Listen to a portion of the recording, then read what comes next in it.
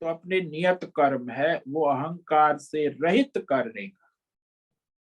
और अफल प्रेप सुना, फल को न चाहने, फल की इच्छा नहीं, मैं कर्तव्य बुद्धि के मेरा कर्तव्य है, ऐसी कर्तव्य बुद्धि से अपना कर्तव्य कर्म करेगा। क्या फल मिलेगा, क्या फायदा होगा, ऐसी कोई इच्छा नहीं। फल की अभिलाषा, आकांक्षा, लालसा से रहित, अफल प्रेप सुना, और राग द्वेषत, और बिना राग द्वेष, ईश्वर अर्पण बुद्धि से, समभाव से, समत, बिना राग द्वेष। ईश्वरार्पण बुद्धि होगी तभी राग द्वेष रहित होगा, समत्व बुद्धि। तो ऐसा जो मनुष्य अपना कर्तव्य कर्म किया जाता है कृतम, वह सात्विक कर्म कहा जाता है। तत्सात्विकम उच्यते। तो इस सात्विक कर्म पर जो है हम कल व्याख्यान करेंगे। तो आज जो हमने कहा इस श्लोक को हम संक्षेप में कह देते, जो भगवान ने तामसी ज्ञान के लक्षण कहे।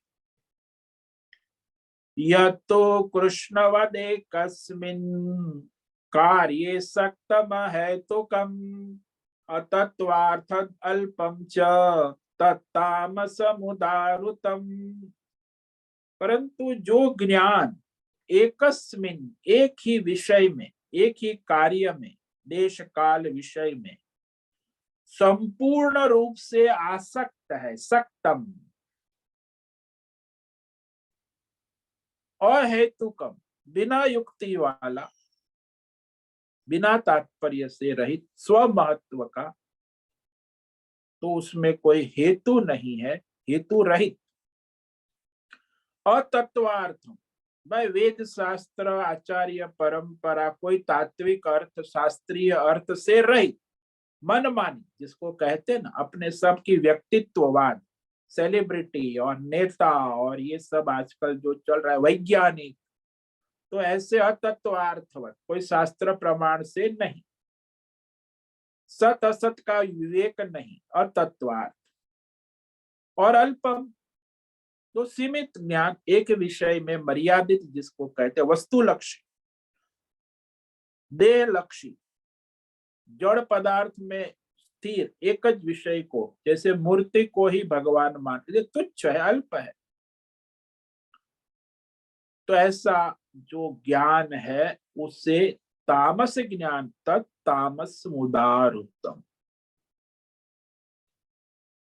तो इसमें जो तामस ज्ञान है उसमें बस ज्यादातर मनुष्य जो है पशुता जैसा ही जीवन जीता है, खाना, सोना, अपनी रक्षा करना और मैथुनाचार, आहार, निद्रा, भय, मैथुन। तो ये तामसी ज्ञान वाले मनुष्य ज्यादातर, चाहे वो कितने भी बड़े करोड़पति हो, अरबपति हो, लेकिन है पशुवत तामसी ज्ञान वाले, तो वो संसार में आजकल उसी का बोलबाला चल, ज्यादातर वही लोग होते।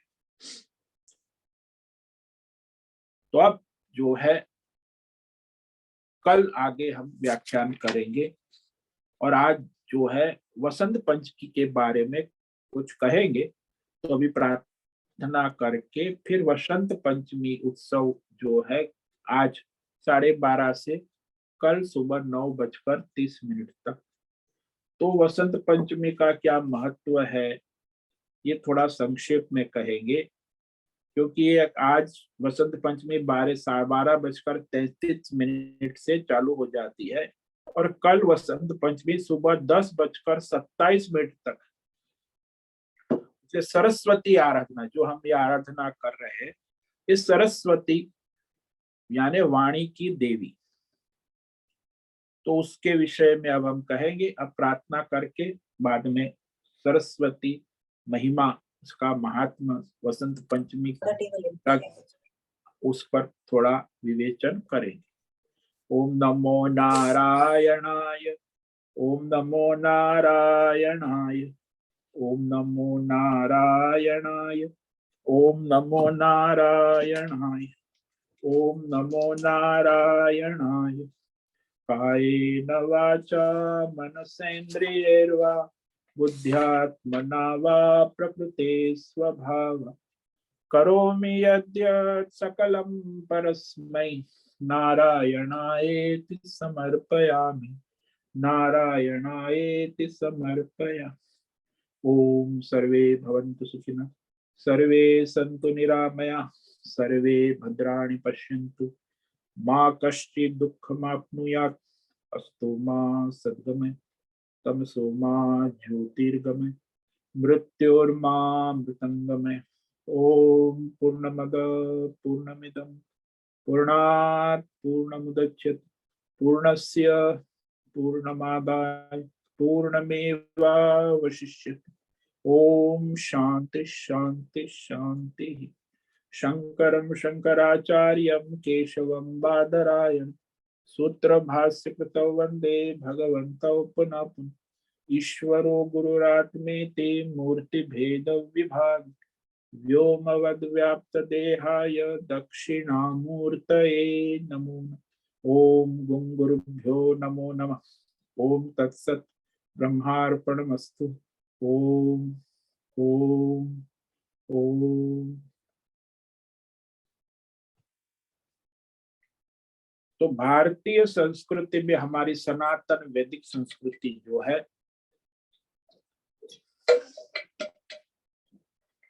उसमें ये पर्वों के उत्सवों की विशेष प्रतिष्ठा और ये जो माघ शुक्ल पंचमी जो है ये वार्षिक सरस्वती आराधना का प्रागट्य का दिन है यानी जन्मदिन सरस्वती देवी। तो उसके प्रागट्य दिन पर उसकी आराधना पूजा जप करने का विशेष महत्व होता है। तो ये सरस्वती का स्वरूप क्या है शास्त्रों में उसका प्रभाव क्या है इसे जानना आवश्यक। तो ये जो भगवती सरस्वती है वह आध्यात्मिक भौतिक दैवी और पारमार्थिक सभी प्रकार की विद्या ज्ञान को देने वाली बुद्धि में प्रकाशित करती है ज्ञान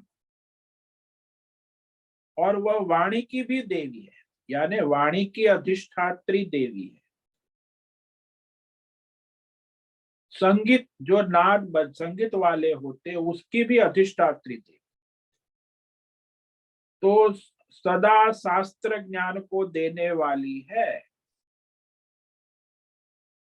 तो कहते उसका मूल स्थान अमृतमय प्रकाशमय है। तो वहां से अपने भक्तों को वो निरंतर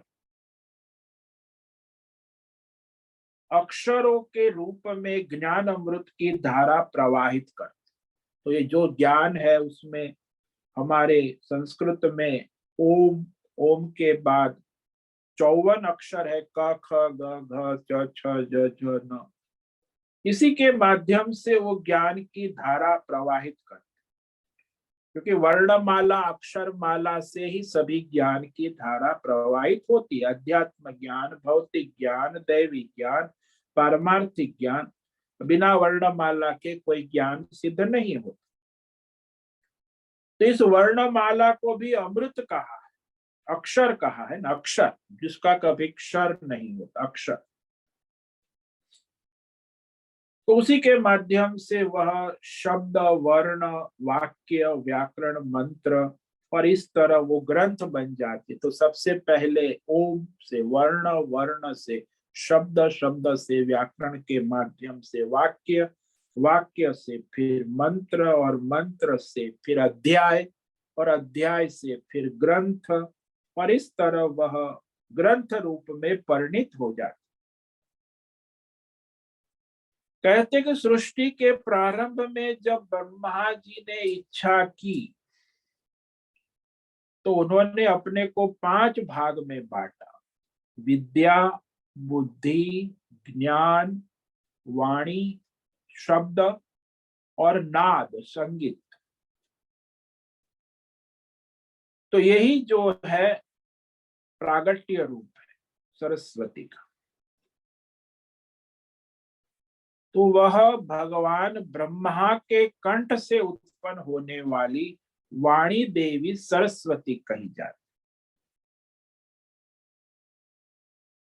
आद्य शक्ति अपने आप तीन भागों में विभक्त करने की, तो परमात्मा की तीन शक्ति है ना। एक है इच्छा शक्ति महाकाली, दूसरी है क्रिया शक्ति महालक्ष्मी, और तीसरी है ज्ञान शक्ति महासरस्वती। तो ये तीन शक्तियां जो है उसी के माध्यम से भगवान सारे संसार को चलाते हैं। ब्रह्मा जी को एक ज्ञान शक्ति, क्रिया शक्ति और इच्छा शक्ति, सरस्वती, लक्ष्मी और काली, तो तीनों के माध्यम से संसार चलता है। तो भगवती सरस्वती जो है वो ज्ञान शक्ति, शुद्ध सत्व गुण संपन्न, उसके अनेक नाम है शास्त्रों में। वाक, वाणी, गिरा, भाषा, शारदा, वाचा, वाग्देवी, वाग्देव, अधिक प्रसिद्ध नाम है ना। वाणी की देवी सरस्वती की महिमा अनंत है। ऋग्वेद, सामवेद, अथर्व सभी वेदों में कहते हैं, ऋग्वेद में कि वाणी की देवी सात्विक गुणों की दात्री है, सत्व बढ़ाती है। और उस 8 अष्ट वसु, एकादश रुद्र, द्वादश आदित्य, इंद्र सभी देवताओं की पालन पोषण करने वाली रक्षिका कहा वेदों में।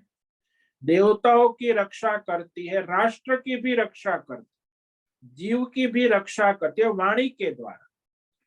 क्योंकि जब नेता लोग जब बोलते हैं मुख से, तो राष्ट्र हित में वह वाणी के माध्यम से ही संघर्ष करते हैं ना परस्पर।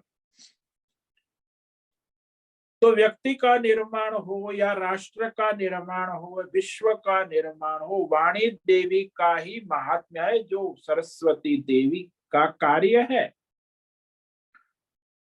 तो जीव जगत और विश्व का निर्माण करने वाली इसे अधीश्वरी कहा, कि वो सबका पालन पोषण करती है। क्योंकि वाग्देवी को प्रसन्न कर लेने पर मनुष्य संसार में सभी सिद्धियों को प्राप्त कर लेता। तो भाई सरस्वती देवी की कृपा से मनुष्य क्या नहीं हो सकता, ज्ञानी होता है, विज्ञानी होता है, मेधावी हो जाता है, ऋषि हो जाता है, महर्षि हो जाता है, ब्रह्मर्षि हो जाता है, योगी हो जाते हैं। तो वाग्देवी जो है वो उनको सिद्धि प्राप्त कराती। हालांकि वो सत्व गुण को बढ़ाने वाली, इसलिए उसे कामधेनु भी कहा। देवों की प्रतिनिधि है, समस्त 33 देवों की विद्या बुद्धि देने वाली सरस्वती, अनंत गुण वाली। तो उसकी जो प्रागट्य है, ये माघ मास के शुक्ल पक्ष की पंचमी तिथि को उसका प्रागट्य आविर्भाव दिवस मनाया जाता। सृष्टि के प्रारंभ में ब्रह्मा जी के मुख से प्रकट हुई, इसे वसंत पंचमी कहते। तो इस तिथि रूप में प्रसिद्ध है हमारे सनातन धर्म में। उस दिन उसकी अर्चना, पूजा, आराधना करने से विशेष 100 गुना अधिक लाभ होता है। तो सरस्वती देवी की वार्षिक पूजा के साथ जो कई बालक जो अक्षर लेखन प्रारंभ करते, छोटे बालक अक्षर लेखन का प्रारंभ भी आज ही के दिन हो। और यदि बालक विद्यालय में अभ्यास प्रारंभ करता है, तो अभ्यास प्रारंभ की भी तिथि है। तो अक्षर आरंभ करना, अभ्यास आरंभ करना, ये तिथि पवित्र मानी जाती सरस्वती। अब इसकी पूजा आराधना करके उसका प्रारंभ किया जाता। तो उसकी पूजा कैसे करेंगे भाई? बोले चतुर्थी को रात को तैयारी कर ले, सरस्वती पूजन विधि, और फिर उसकी पूजा के लिए एक दिन पूर्व चतुर्थी को इस संयम नियम का पालन करे, और पंचमी को प्रातः ब्रह्म मुहूर्त में उठकर ब्रह्म स्नान करके फिर उस देवी की आराधना विधि पूर्वक करे। कोई कर्मकांडी ब्राह्मण हो तो उसे बुलाए या स्वयं अपनी श्रद्धा से अपनी पूजा आराधना अवश्य करे। तो जो भी जैसे अपने अपनी पूजा करते हैं, तो इस तरह यह वैदिक मंत्र उच्चार के साथ वह आयत पूजा होती। यदि पूजा न कर तो उसकी माला जप कर सकते हैं। तो एक जो है अष्टाक्षर मंत्र है, ओम सम सरस्वत्यै नमः, यह अष्टाक्षर मंत्र है। दूसरा है, यदि 108 आहुति दे रही है अग्नि में, तो वो है श्रीम ह्रीम सरस्वत्यै स्वाहा, श्रीम ह्रीम सरस्वत्यै स्वाहा। ऐसे 108 आहुति या 11 आहुति अग्नि में कुंड में दे सकते। तो देवी की आराधना, उपासना, यज्ञ, हवन और ये जो मंत्र है इसका बड़ा प्रभाव है। तो जप करे 1 2 3 माला तो भी उसका प्रभाव पड़ता है। तो ये जो है मंत्र ओम सं सरस्वत्यै नमः, और हवन के लिए श्रीम ह्रीम सरस्वत्यै स्वाहा, ये भी अष्टाक्षर, दोनों अष्टाक्षर मंत्र है, जप का और यज्ञ का। तो इस प्रकार वह सरस्वती की आराधना उपासना करे। यथासंभव हो तो पुस्तक लेखन और अपनी पेन को रखकर उसकी पूजा करे। और ऐसे जो स्टेशनरी सामग्री है उसका दान भी कर सकते हैं बच्चों को, विद्यार्थी को, पेंसिल है, पेन है और पुस्तक है। तो इस तरह वह पुस्तक और लेखनी में भी सरस्वती का निवास माना गया है। इसलिए वो पेन आपकी है वो भी सरस्वती की प्रतिनिधि है, और पुस्तक कॉपी है वो भी सरस्वती का ही प्रतिनिधित्व। तो उसमें सरस्वती का निवास है, पुस्तक और कलम में, इसलिए उसकी पूजा विशेष रूप से की जाती है। और ये भगवती सरस्वती की उत्पत्ति सत्व गुण से हुई है, शुद्ध सत्व प्रधान है इसकी आराधना। इसलिए सभी लोग जो है संगीत और शास्त्र की आराधना नहीं, क्योंकि जो सात्विक प्रकृति के मनुष्य होते उसी में कोई संगीत और सात्विक सरस्वती की कृपा देखी जाती है। बाकी रजोगुणी तमोगुणी में सरस्वती नहीं प्रकट होती है। और इसमें जो है आज के दिन जो सफेद व्हाइट चीज होती है, सफेद कपड़ा पहनना, सफेद वस्तु, दही मक्खन, सफेद तिल के लड्डू, गन्ने का रस, ये सब दान कर सकते हैं। मूली है, अदरक है, सफेद बर्फी है खोवे की, और इस तरह सफेद चावल, घी, ये सब दान कर सकते हैं। और यहाँ तो यहाँ इस तरह जप का विशेष महत्व है। कहते हमारे ऋषि मुनियों ने भगवान के द्वारा उपदिष्ट ये जो मंत्र है श्रीम ह्रीम सरस्वत्यै नमः, इसका जप 4 लाख जप करने से सिद्धि हो जाती, मंत्र सिद्धि। तो इस वेदों में इसका महत्व है।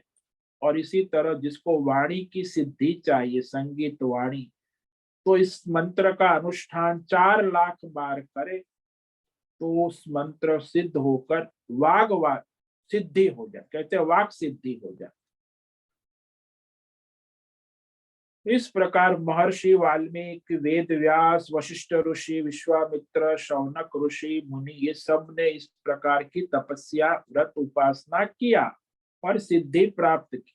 वाल्मीकि रामायण है, वेद व्यास है, ये सब जो इतनी सिद्धि, सरस्वती देवी की प्रसन्नता से उनको ये सब सिद्धियां मिली। तो इस प्रकार व्यास, ऋषि सिंह, भारद्वाज ऋषि, देवल ऋषि, जैमिनी ऋषि, अनेक ऋषियों ने सिद्धि पाई है। तो भगवान की ये दैवी शक्ति सरस्वती की उपासना, कालिदास ने तो उसको काली रूप में उपासना की थी, गोस्वामी ने देवी गंगा के रूप में उपासना की, तो भी उनको सिद्धि प्राप्त हुई। और वह विद्या की अधिष्ठात्री देवी कही जाती है ना, इसलिए विद्या से ही मनुष्य के, या विद्या सा विमुक्त है, जो विद्या है, सात्विक ज्ञान है, वही मनुष्य को संसार के बंधन से मुक्त करता है। फिर राजसी और तामसी ज्ञान है वो संसार के बंधन में बांध देता है। तो इसीलिए जो हमारे ग्रंथ है वो भी सरस्वती का ही स्वरूप, वेद है, पुराण है, पुस्तक है, गीता है, रामायण। तो उस ग्रंथ का आदर करना, उसको भी आज आप रख के पूजा कर सकते हैं, क्योंकि वो सरस्वती की वांगमय मूर्ति है ना, साक्षात प्रकट स्वरूप पुस्तक रूप में। तो वह पवित्र स्थान में रखे और उसकी आराधना उपासना करे। विद्यार्थी कर खास जो है सरस्वती की आराधना करे तो उसमें बुद्धि तेज होती और ज्ञान प्राप्त होता। तो इस प्रकार सरस्वती की महिमा अपरंपार है। तो इसमें उसके 12 नाम प्रख्यात है।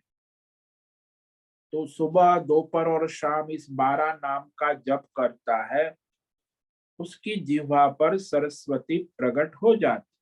तो ये जो है प्रथमं भारती नामम, द्वितीयं च सरस्वती, तृतीयं शारदा देवी, चतुर्थम हंसवासिनी, पंचमं जगति ख्याता, षष्ठम वागीश्वरी, सप्तमं कुमुदी प्रोक्ता, अष्टमं ब्रह्मचारिणी, नवमं बुद्धिदात्री च, दशमं वरदायिनी, एकादशं चंद्रकांति, द्वादशं भुवनेश्वरी, द्वादश शेतानी नामानी त्रिसंध्या। सुबह दोपहर शाम ये 12 नाम जो पढ़ता है, जिह्वाग्रे वसते, उसकी जिह्वा के अग्र भाग में ब्रह्म रूपा सरस्वती नित्य निवास करती है।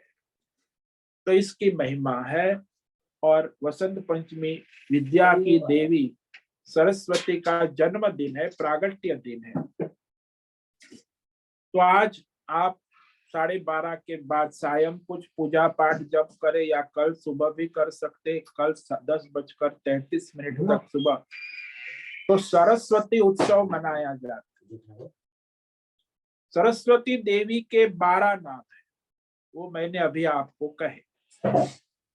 और ये जो मंत्र बहुत सिद्ध है, आपने सुने होंगे, या कुंदेन्दु तुषार हार धवला, या शुभ्र वस्त्रावृता, या वीणा वरदंड मंडित करा, या श्वेत पद्मासना, या ब्रह्माच्युत शंकर प्रभुतिभे देवै सदा वंदिता, सा मां पातु सरस्वती भगवती निशेष जाड्यापहा। तो सरस्वती देवी, इस मंत्र का अर्थ है सरस्वती देवी सत्व गुण से प्रकट होती, सफेद वस्त्र धारण करती है, हंस जिसका वाहन है, एक हाथ में स्फटिक माला, 108 वर्णमाला, स्फटिक माला यानी वर्णमाला का प्रतीक है, दूसरे हाथ में वीणा, नाद संगीत उपासना का प्रतीक है, एक हाथ में पुस्तक है, ज्ञान विज्ञान को प्रदान करती है, जिसे ब्रह्मा विष्णु महेश सभी देवता सदा वंदन करते। ऐसी सरस्वती भगवती हमारा अज्ञान दूर कर हमें सात्विक ज्ञान प्रदान करे, निशेष जाड्यापहा। फिर दूसरा मंत्र भी प्रसिद्ध है, शुक्लाम ब्रह्म विचार सार परमा, आद्याम जगद व्यापिनी, वीणा पुस्तक धारिणीम अभयदा, जाड्यान्धकारापहा, हस्ते स्फाटिकमालिकां विदधतीं, पद्मासने संस्थितां, वंदे तां परमेश्वरीं भगवतीं बुद्धि प्रदां शारदा। तो शुद्ध सात्विक परमार्थ विचार रूपी परम सार सृष्टि के प्रारंभ में नित्य सर्वत्र सब में आकाशवत व्याप्त है। वीणा पुस्तक माला को हाथ में धारण किए ब्रह्मा के मुख से प्रकट हुई प्रथम, पद्मासन लगाकर सफेद कमल पर बैठती है। ऐसी परमेश्वरी शारदा देवी को वंदन करते हैं जो हमें आध्यात्मिक, भौतिक, दैवी, पारमार्थिक, सात्विक, शुद्ध सात्विक ज्ञान और बुद्धि प्रदान करे। बुद्धि ज्ञान प्रदान, बुद्धि प्रदान सार। तो ज्ञान कहो, बुद्धि कहो, बात तो एक ही है। शुद्ध सात्विक ज्ञान प्रदान करती। तो आज ये वसंत पंचमी आज भी है, कल भी है। आप सबको वसंत पंचमी की बधाई। और इस तरह अपने आज शिव सरस्वती की आराधना करें। शाम को 12:30 के बाद, या तो फिर कल सुबह 10:27 तक वसंत पंचमी है, और आज 12:33 के बाद वसंत पंचमी लग जाती। ये बड़ा दिव्य पवित्र काल है। उसमें 100 गुना अधिक लाभ होता है साधना का। 1 माला करोगे तो 100 माला का लाभ। तो इस तरह अपनी साधना आराधना सात्विक भाव लाने के लिए करे, सत्व बढ़ेगा। तो ठीक है, आज आप सबको सरस्वती वसंत पंचमी की खूब खूब शुभकामनाएं। और आप साधना करें, सत्व को बढ़ाए, यही। स्वामी ठीक जी, है। आप ये मंत्र है वो ग्रुप में जरा डालेंगे? वो 12 हाँ। द्वादश नाम स्वामी जी और मंत्र अगर ग्रुप में डालेंगे तो बहुत कृपा होगी। हाँ ठीक है, मैं दे दूंगा अभी। हाँ हाँ, तो आप धन्यवाद। मंत्र को जप कर सकते, हवन कर सकते हैं जप के। ठीक वसंत है, आज पंचमी की शुभकामनाएं स्वामी जी। सबको बहुत बहुत दिव्य प्रार्थना, सात्विक बने और अपना सत्व को बढ़ाए, सरस्वती की कृपा प्राप्त करें। सबको ओम नमो नारायणाय। सबको ओम नमो ओम नमो नारायणाय।